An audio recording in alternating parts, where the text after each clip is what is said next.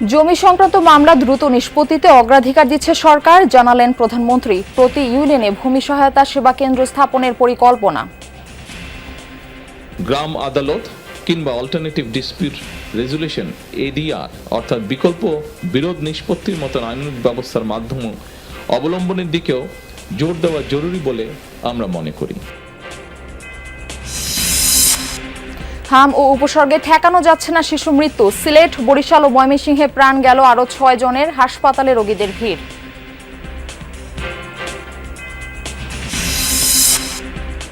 ভূমিকম্প সহ বড় দুর্যোগ মোকাবেলায় ফায়ার সার্ভিসকে আধুনিক ও সমন্বিত বাহিনী হিসেবে গড়ে তোলা হবে, জানালেন স্বরাষ্ট্রমন্ত্রী। বৃদ্ধি করা হবে জনবল ও সুযোগ সুবিধা।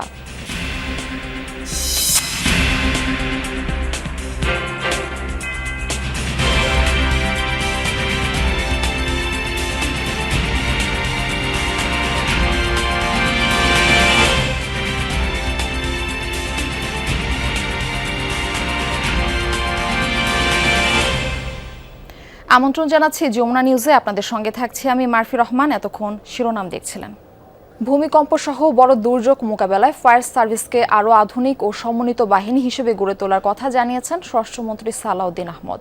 সকালে পূর্বাঞ্চল এলাকায় ফায়ার সার্ভিস সপ্তাহ 2026-এর উদ্বোধনী অনুষ্ঠানে মন্ত্রী বলেন, ফায়ার সার্ভিসের সক্ষমতা বাড়াতে জনবল বৃদ্ধি, আধুনিক প্রশিক্ষণ ও সুযোগ সুবিধা উন্নয়নে কাজ করছে সরকার।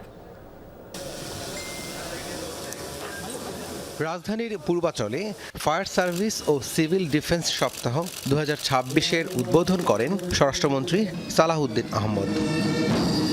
অনুষ্ঠানে পাসিং আউট প্যারেডের মাধ্যমে 250 শতাধিক নতুন সদস্য বাহিনীতে যোগ দেন। কৃতিত্বপূর্ণ ও বীরত্বপূর্ণ অবদানের জন্য ফায়ার সার্ভিসের সদস্যদের পদক প্রদান করা হয়। ফায়ার সার্ভিস গর্বের বাহিনী জানিয়ে মন্ত্রী বলেন, ভূমিকম্প সহ যে কোনো দুর্যোগে এই বাহিনীর সদস্যরা জীবনের ঝুঁকি নিয়ে কাজ করে আসছে। বিভিন্ন অগ্নি দুর্ঘটনা সহ যে কোনো দুর্যোগে তাদের পেশাদারী মনোভাব, সাহস, ত্যাগ ও সেবামূলক কার্যক্রম জাতির আস্থা অর্জন করেছে। সকল দুর্যোগে বিপদে পড়া মানুষের পাশে প্রথম ছুটে যাওয়া স্বাধীনতা পুরস্কার প্রাপ্ত এই প্রতিষ্ঠানটি আমাদের নিকট একটি গর্বের বাহিনী হিসেবে স্বীকৃত।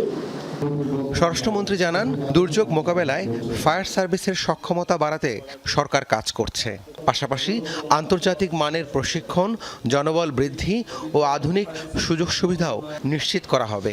জনবল নিয়োগ সম্পন্ন হলে নৌযান দুর্ঘটনা মোকাবিলায় এই বাহিনীর সেবা সক্ষমতা বৃদ্ধি পাবে। তাছাড়া এই বাহিনীর ফায়ার স্টেশনের সংখ্যা বৃদ্ধি এবং পরিকল্পনা অনুযায়ী সদস্য সংখ্যা 30,000-এর অধিক করার জন্য ফায়ার সার্ভিসের অর্গানোগ্রাম পুনর্গঠনের প্রস্তাবও বিবেচনাধীন রয়েছে। যে কোনো দুর্যোগের সময় এই বাহিনীর কাজে সবাইকে সহযোগিতার আহ্বানও জানান মন্ত্রী। রাব্বি সিদ্দিকী, যমুনা নিউজ, ঢাকা। আগুনে পুড়ে গেছে বিজয় সরণির কলমিলতা কাঁচা বাজারের অধিকাংশ দোকানপাট। 2 তলা ভবনটির নিচতলায় ছিল কাঁচামাল ও মুদি দোকান। কয়েকটি গ্যাস সিলিন্ডার বিক্রির দোকানও ছিল সেখানে। সিলিন্ডার বিস্ফোরণে আগুন দ্রুত ছড়িয়ে পড়ে। ভোর 5টার দিকে এই অগ্নিকাণ্ড প্রায় 2 ঘন্টার চেষ্টায় নিয়ন্ত্রণে আনতে সক্ষম হয় ফায়ার সার্ভিস। তবে এখনও জানা যায়নি আগুনের সূত্রপাত ও ক্ষতির পরিমাণ। খুব ভোরবেলায় মানুষ যখন ঘুমে তখন লাগে আগুন। বিজয় সরণি সিগন্যালের ঠিক পাশের মার্কেট কলমিলতা কাঁচা বাজার, উপর নিচ মিলিয়ে শতাধিক দোকান। ভেতরে গ্যাসের সিলিন্ডার বিস্ফোরণে আগুন ছড়ায় দ্রুত। নিচ তলা থেকে আগুন ছড়িয়ে পড়ে উপরের তলায়। খবর পেয়ে আগুন নেভাতে যোগ দেয় ফায়ার সার্ভিসের 10টি ইউনিট। প্রায় 2 ঘন্টার চেষ্টায় নিয়ন্ত্রণে আসে আগুন। ততক্ষণে ভেতরের সব শেষ। একবেলা খামো, পয়সা নাই এখন। এই যে পোশাকটা পাল্টা, চাকরি করি, পোশাকটা পাল্টা, কাপড় চোপড় নাই, সব শেষ। বিকাশের দোকান ছিল, এখন তো কিছুই নাই। আমার সম্পদ বলতে এই দোকানটাই ছিল। আশাবাদী যে ঈদে বিক্রি করবো, ক্যাশ বাড়ি, অনেক লোন আছে, কাছাকাছি অনেক ব্যাংকে বড় অঙ্কের অ্যামাউন্টে লোন করে কাজ করছে। ফায়ার ফাইটার এবং স্থানীয় জনতার সহায়তায় আমরা 7টা সময় ফায়ার নিয়ন্ত্রণে সক্ষম হই। ক্ষয়ক্ষতির পরিমাণ এখন অ্যাসেস করা সম্ভব হয় নাই। সূত্রপাতের বিষয় এবং ক্ষয়ক্ষতির বিষয়টি পরবর্তীতে তদন্ত সাপেক্ষে জানানো যাবে। ভবনের বিভিন্ন জায়গা থেকে এমন পলেস্তারা খসে পড়ার ঘটনা নতুন নয়। ব্যবসায়ীদের সঙ্গেও কথা হলো, তারাও বলছেন যে বহু আগে থেকেই এই ভবনটি ঝুঁকিপূর্ণ। যদি তাই হয় তবে প্রশাসন এ ব্যাপারে আদৌ কোনো ব্যবস্থা নিয়েছে কিনা সেটি এখন দেখার বিষয়। আর এই অগ্নিকাণ্ডের পর ভবনটিতে আরও যতখানি ক্ষয়ক্ষতি হলো, তারপরে আবারও ব্যবসায়িক কার্যক্রম চালিয়ে যাওয়া সম্ভব কিনা সেই বিষয়গুলো এখন খতিয়ে দেখার দরকার রয়েছে। আমরা আরো 5 বছর আগে দেখছি যে 11টা মার্কেট সিটি কর্পোরেশন ঝুঁকিপূর্ণ রাখাতে এই মার্কেটগুলির ব্যাপারে সরকার উদ্যোগ নিতেছে। শুনছি এতটুকু, কিন্তু এর পরিবর্তে কোনো কার্যকলাপ কোনো কিছু হয় না। ভবনে ঝুঁকির কথা সব ব্যবসায়ী জানতেন। অগ্নি নির্বাপনের সামগ্রীও পর্যাপ্ত ছিল না মার্কেটে, তবুও চালিয়ে গেছেন ব্যবসা। অগ্নিকাণ্ডের পর মার্কেট পরিদর্শনে আসেন জামাতে ইসলামীর ঢাকা মহানগর উত্তরের আমির। শহরের ঝুঁকিপূর্ণ সব ভবন দ্রুত পুনর্নির্মাণের দাবি জানান।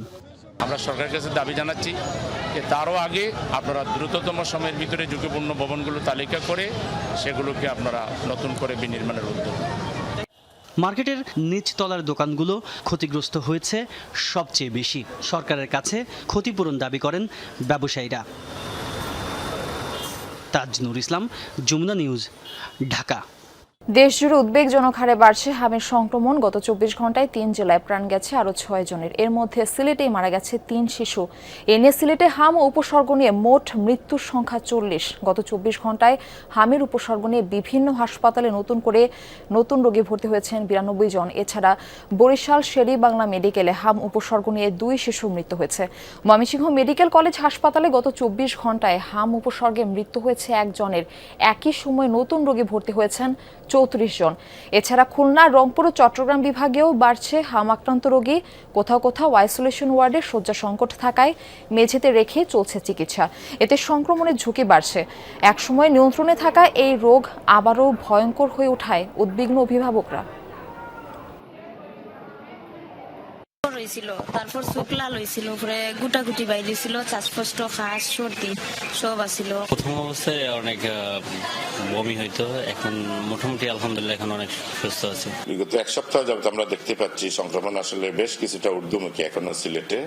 আমরা আশা করছি যেহেতু ভ্যাকসিনেশন ক্যাম্পেইনে প্রায় শেষের দিকে এবং আমরা শুনতে পাচ্ছি ম্যাক্সিমাম বা 100%-এর কাছাকাছি বাচ্চাদেরকে ইতিমধ্যে ভ্যাকসিন দেওয়া সম্পন্ন হয়েছে। ছাত্র রাজনীতির নামে অপরাজনীতি না করে দলের নেতাকর্মীদের প্রকৃত শিক্ষার্থীদের কল্যাণে কাজ করার আহ্বান জানিয়েছেন পানি সম্পদ মন্ত্রী শহীদ উদ্দিন চৌধুরী আনি। ঢাকা বিশ্ববিদ্যালয়ে এক অনুষ্ঠানে তিনি বলেন, যারা অতীতে ছাত্র রাজনীতির ভাবমূর্তি ক্ষুণ্ণ করেছে তাদের বিদায় নিতে হয়েছে। এ থেকে সবাইকে শিক্ষা নিতে বলেন মন্ত্রী। এ সময় খাল খনন ও রক্ষণাবেক্ষণ নিয়েও কথা বলেন তিনি। জানান, এসব কাজে ধারাবাহিকতা না থাকায় নদী খাল দখল ও বর্জ্যের সমস্যা বেড়েছে। অনুষ্ঠানে মৎস্য ও প্রাণী সম্পদ প্রতিমন্ত্রী সুলতান সালাউদ্দিন টুকু জানান, দেশে পর্যাপ্ত গবাদি পশুর মজুদ রয়েছে, তাই বিদেশ থেকে আমদানির প্রয়োজন নেই। সীমান্ত এলাকায় কড়া সতর্কতাও জারি করা হয়েছে। চোরাই পশু দিয়ে কোরবানির বিষয়ে ক্রেতাদের সচেতন থাকার আহ্বান জানান প্রতিমন্ত্রী। কুরবানির গরু আসতেছে, এটা অবৈধ বলবো আমরা বাংলাদেশের মানুষের চাহিদা পূরণ করে এই সেক্টরে সর্বোচ্চ রপ্তানি আয় করতে সক্ষম হব ইনশাআল্লাহ। ছাত্র রাজনীতির প্রতি যে একটা বিমুখতা, এখান থেকে আমাদেরকে বের হয়ে আসতে হবে। বের হয়ে এসে আজকে অতীত যে ছাত্র রাজনীতির ভাবমূর্তি, এটাকে রক্ষা করেই আমাকে ছাত্র রাজনীতিটাকে সফলতার দিকে নিয়ে যেতে হবে। গণমাধ্যমকে আধুনিক কমিশনের আওতায় আনতে পারলে কোনো পক্ষই কাউকে নিয়ন্ত্রণ করতে পারবে না। সরকার যেমন গণমাধ্যমকে নিয়ন্ত্রণ করবে না, তেমনি মালিক পক্ষ কর্মীদের নিয়ন্ত্রণ করতে পারবে না, বলেছেন তথ্যমন্ত্রী জহির উদ্দিন স্বপন।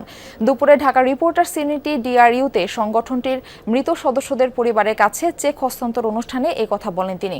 গণমাধ্যমের স্বাধীনতা ও জবাবদিহিতা নিশ্চিত করা সরকারের দায়িত্ব বলেও উল্লেখ করেন। পাশাপাশি দায়িত্বশীল সংবাদ প্রচারের আহ্বান জানান মন্ত্রী। সাংবাদিকদের ন্যূনতম বেতন ও ভাতা দেওয়ার সক্ষমতা না থাকলে নতুন গণমাধ্যমের অনুমোদন দেওয়া উচিত নয় বলে মন্তব্য করেন ডিআরইউ সভাপতি। গণমাধ্যম অনুমোদনের আগে আর্থিক সক্ষমতা যাচাই এবং বেতন কাঠামো নিশ্চিতের আহ্বান জানান তিনি।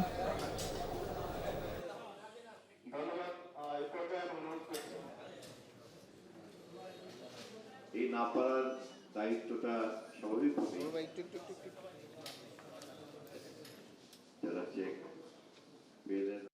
সাংবাদিকদের বেতন ভাতা দেওয়ার সক্ষমতা না থাকে তাহলে দয়া করে ওই গণমাধ্যমের অনুমোদন দিবেন না। যখনই আমরা এটাকে একটা আধুনিক গণমাধ্যম কমিশনের অধীনে বিধিবিধান এবং নিয়ম নীতির মধ্যে নিয়ে আসতে পারবো, তখনই কোনো পক্ষই কোনো পক্ষকে এক্সপ্লয়েট করতে পারবে না। মালিক তেমনি সাংবাদিকদেরকে ব্যবহার করতে পারবে না। প্রত্যেককেই কোনো না কোনো একটা জবাবদিহিতার মধ্যে থাকতে হবে, সরকার সহ। নাটোর, জামালপুর ও মাগুরায় পানিতে ডুবে প্রাণ গেছে 6 শিশুর। নিহতের বাড়িতে শোকের মাতম। স্বজনরা জানায় দুপুরে নাটোরের বড়াই গ্রামের পূর্ণকলস গ্রামে বাড়ির পাশের পুকুরে গোসল করতে নামে 2 শিশু আরাফাত রহমান ও মোহাম্মদ আলী। অনেকক্ষণ পার হলেও তারা বাড়িতে না ফেরায় খোঁজাখুঁজি শুরু করে তাদের পরিবারের লোকজন। পরে পুকুর থেকে অচেতন অবস্থায় দুজনকে উদ্ধার করা হয়। হাসপাতালে নিলে চিকিৎসক তাদের মৃত ঘোষণা করেন। তারা স্থানীয় একটি বিদ্যালয়ের 3য় ও 4র্থ শ্রেণীর ছাত্র ছিল। জামালপুরের বকশীগঞ্জ ও মাদারগঞ্জে আলাদা ঘটনায় পানিতে ডুবে মৃত্যু হয়েছে মাহিদুল গাজী ও ইয়ামিন নামে 2 শিশুর। এছাড়া মাগুরায় ডোবার পানিতে ডুবে প্রাণ গেছে 2 শিশু। 7 বছর বয়সী নুসরাত ও 6 বছর বয়সী নাইম সম্পর্কে ফুফু ভাতিজা।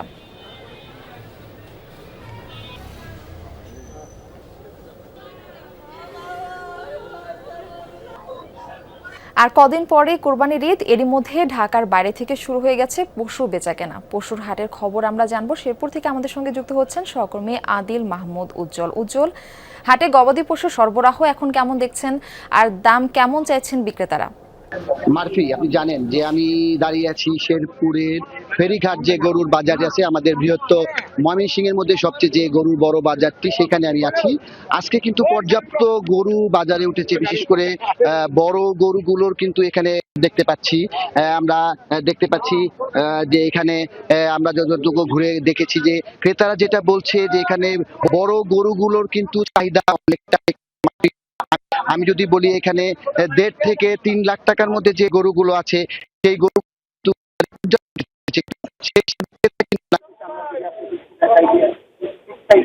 কেন ক্রেতারা বাজারে আসছেন না? প্রচুর গরু উঠেছে। আমরা যদি আপনাকে একটু দেখাই যে বেশ বিগ সাইজের গরু কিন্তু বাজারে আছে। বৃহত্তর ময়মনসিংহের মধ্যে সবচেয়ে বড় যে বাজার, এই বাজারটি কিন্তু ফেরিঘাটে এই গরুর হাটটি বসে। আমরা যদি আপনাকে একটু দেখাই যে এখানে আসলে 1 লাখ থেকে 1,20,000 মধ্যে যে গরুগুলি, সেগুলোর একটু চাহিদা রয়েছে। তবে এখানকার ইজারাদারের সাথে আমরা কথা বলেছিলাম, তারাও কিন্তু বলছে যে আসলে গরু যে পরিমাণ এই বাজারে উঠেছে সেই হিসাবে অনেক যেটি বলছে হয়তো দিন এখনো প্রায় 8 থেকে 10 দিনের মতো আছে। সেই 10 দিনের জন্য হয়তো শহরের যে ক্রেতা আছে তারা কিন্তু বাজারে এখনো সেই হারে আসছে না। তবে যারাও দেখছে তারা কিন্তু যেটি বলছে, ক্রেতাদের সাথে কথা বলেছি, তারা বলছে যে গরু যারা বিক্রেতা তারা কিন্তু গরুর দাম কিন্তু আসলে ছাড়ছে না। ক্রেতাদের মধ্যে আসলে কিন্তু চলছে। আমার কাছে এই ছিল গরুর হাট থেকে মারফি সর্বশেষ। ধন্যবাদ আপনাকে উজ্জ্বল। বিনিয়োগ স্থবিরতার পাশাপাশি প্রযুক্তি ও শিক্ষায় গুরুত্ব দিতে ব্যর্থ হওয়ায় কাঙ্ক্ষিত লক্ষ্যে পৌঁছাতে পারেনি বাংলাদেশ। রাজধানীতে সেন্টার ফর স্ট্র্যাটেজিক রিসার্চ আয়োজিত কৌশলগত সম্পদে দেশীয় বিনিয়োগের অগ্রাধিকার শীর্ষক গোল টেবিল আলোচনায় বক্তারা এই কথা বলেন। শক্তিশালী আইন প্রণয়ন ও বিচার বিভাগ শক্তিশালী হলে বিনিয়োগ বাড়বে বলেও মনে করেন তারা। দেশীয় উদ্যোক্তাদের উৎসাহ দিতে নীতি কাঠামো বদল ও বিভিন্ন খাতে সংস্কার জরুরি বলেও মত দেন বক্তারা।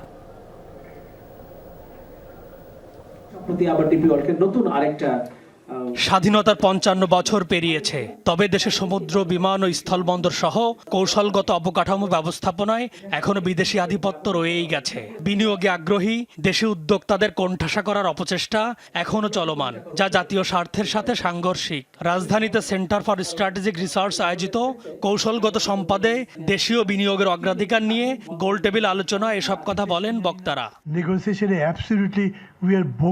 আলোচনায় অংশ নিয়ে সংসদ সদস্য ফজলে হুদা বাবুল বলেন, বিনিয়োগ, শিক্ষা ও প্রযুক্তি খাতে স্থবিরতায় বাংলাদেশ এগোতে পারছে না। বন্দর সহ সকল ক্ষেত্রে দেশের স্বার্থই দেখবে বর্তমান সরকার। ক্যাবের সভাপতি HM শফিকুজ্জামান বলেন, বিনিয়োগে স্থবিরতা কাটাতে জ্বালানি নিরাপত্তা ও সরকারের নেগোসিয়েশন টিম থাকা দরকার। বর্তমান সরকারের অবশ্যই এটা একটা নীতি যে আমাদের বাংলাদেশের স্বার্থ দেখা, এবং সেজন্য আমি বলেছি আমাদের বাংলাদেশি ব্যবসায়ীদের স্বার্থ অক্ষুণ্ণ রাখার জন্য আমি নিজেও কথা বলবো। বাংলাদেশে একটা টিম তৈরি করা দরকার যারা নেগোসিয়েশন স্কিল থাকবে এবং তারা একদম চাকরির প্রথম থেকে তার রিটায়ারমেন্ট পর্যন্ত যেন তারা এই টেকনিক্যাল বিষয়গুলো নিয়ে হ্যান্ডেল করতে পারে। আলোচনায় সুজন সম্পাদক বদিউল আলম মজুমদার বলেন, দেশে দুর্নীতির ধরন পরিবর্তন হয়েছে। দেশীয় বিনিয়োগকারীদের জন্য পরিস্থিতি আরো কঠিন এখন।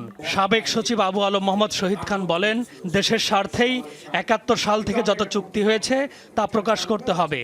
ওই যে ওয়ান ম্যান শো যেটা গত 55 বছর যেটা মান্না বলছেন, উনি সবসময় দেখে আসছেন যে একজন মানুষের কাছে সব কিছু, ওইটার সিস্টেম, ওই সিস্টেম চেঞ্জ না করা পর্যন্ত এই যে কৌশলগত বিনিয়োগ, দেশীয় বিনিয়োগ, এইসবে আপনারা খুব একটা কিছু আগাইতে পারবো কিনা আমি জানি না।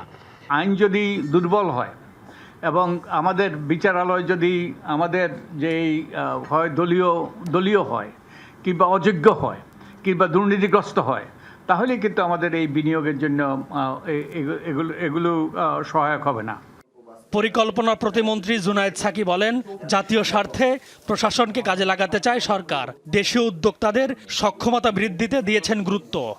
বাংলাদেশের এই নিজস্ব ভিত্তি নির্মাণ করে তার সাথে বিদেশি বিনিয়োগকে যার একটা সংমিশ্রণ ঘটিয়ে এখানে একটা বিনিয়োগ নির্ভর, ইনক্লুসিভ এবং মানে যাকে বলে ন্যায্য, মানে যেখানে একটা সকলের জন্য ন্যূনতম মর্যাদা এবং অধিকারের জায়গা থাকবে, সেই রকম একটা ব্যবস্থা গড়ে তোলার প্রতিজ্ঞা আছে। অর্থনীতি টেকসই করাই বর্তমান সরকারের প্রধান চ্যালেঞ্জ। ফলে বিদেশি নির্ভরতা কমিয়ে দেশীয় উদ্যোক্তাদের এগিয়ে নিতে নীতিমালা সহজীকরণ ও দক্ষতা বৃদ্ধিতে গুরুত্ব দেন বক্তারা। আমাদেরকে ক্রমাগত নতুন নতুন টেকনোলজির মধ্যে যেতে হচ্ছে। M A Aziz, Jamuna news, Dhaka.